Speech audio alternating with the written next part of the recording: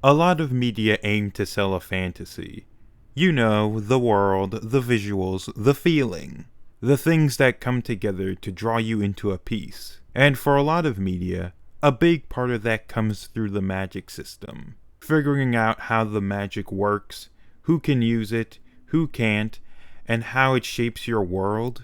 It's one of the most fun parts of building a fantasy. No wonder there's like a ton of videos on the topic. For this series specifically, the idea for what the magic would be came to me pretty early, that being electricity.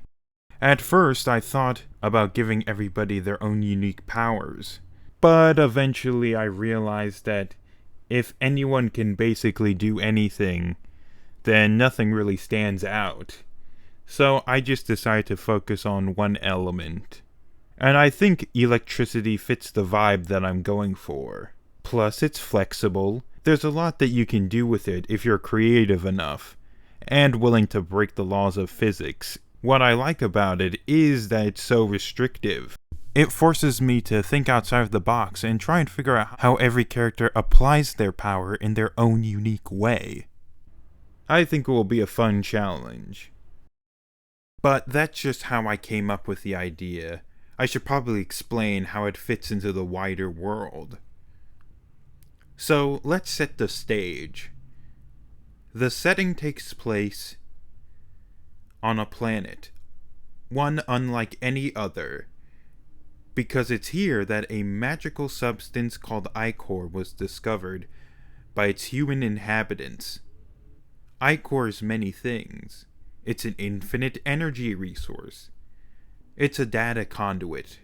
It's a drug. It's a lethal contaminant. It even seems to possess a sort of life of its own. And under the right conditions, it's able to grant individuals incredible power. And those that are able to use this power are known as Raijin. Ichor's emission of a particular particle known as Aesir is the foundation for much of the, let's call it, exotic physics in this universe. Aesir, to put it simply, is a kind of magical particle. It is what makes up ichor. Ichor is the material. Aesir is the particle that ichor is constructed of. And the way that Aesir most often manifests is through electricity. Raw, innate, unstable energy.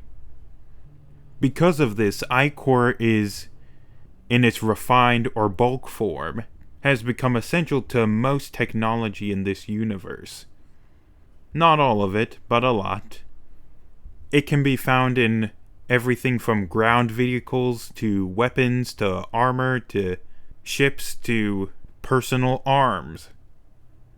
And this includes the Raijin. The Raijin have ichor inside of them, which is what allows for their energy manipulation abilities. That's why in this world, exposure to ichor, especially during early development, is the only known way to produce a potential Raijin. The problem is, exposure has no guarantee in creating a Raijin. In fact, more often than not, it fails. Or worse, a person exposed to raw, unrefined ichor might gain nothing at all, or they might suffer irreversible, often fatal mutations. For humans especially, only a tiny percentage of those exposed ever go on to develop Raijin capabilities. Survivors are rare. The gifted, rarer still. So with that all being said, what can a Raijin actually do? Well, the range of abilities is vast. For starters, some can unleash raw electricity in the form of lightning bolts, while others weave it through their bodies to amplify their strikes. Some even shape it into cutting arcs to slice through metal and bone with ease.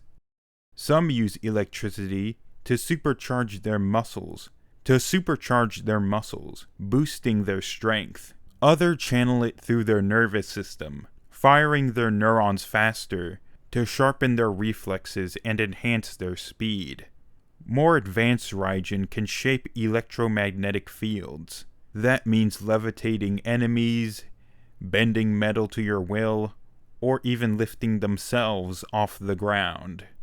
There are records of elite Raijin able to redirect projectiles mid-air or crush whole vehicles like a tin can. Some can generate ionic shields, either around themselves as a form of armor, or across a wider area to protect their allies in battle.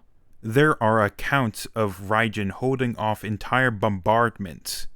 Some Raijin move through space in lightning-fast bursts, moving like they're lightning themselves.